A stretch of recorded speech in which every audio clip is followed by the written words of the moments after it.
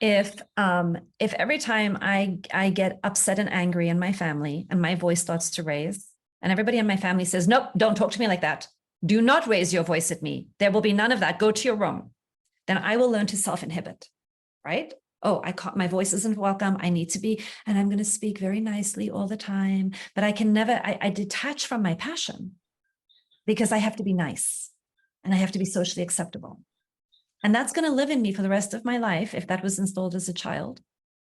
Until I come around somebody and they say to me, and my voice begins coming up and I'm like, oh, and I'm getting really upset. I'm sorry. I don't mean to get angry. And this literally happened to me once. I was talking to a friend and I was like, I'm sorry, I'm so angry. I'm sorry, I'm so angry. I kept apologizing for being so angry. I know. And it wasn't even about this person. And he said to me, your anger is welcome here. Bring it. Bring it. I can hear it. I can handle it. It's fine. You don't have to apologize for your anger. Your anger is welcome here.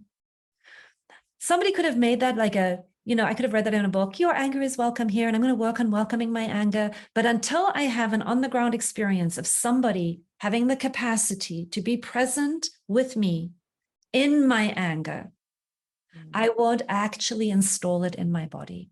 It will still be an intellectual idea.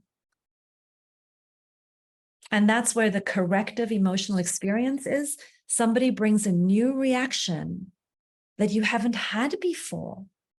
And it is one of acceptance and welcome and presence and capacity to sit with you. And this is why, a lot of the work that I do in the full membership and, in the personal sessions that I do is capacity building.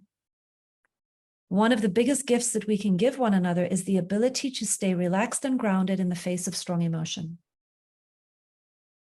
It helps our collective nervous systems when we can begin reclaiming our power that way and our self-connection that way.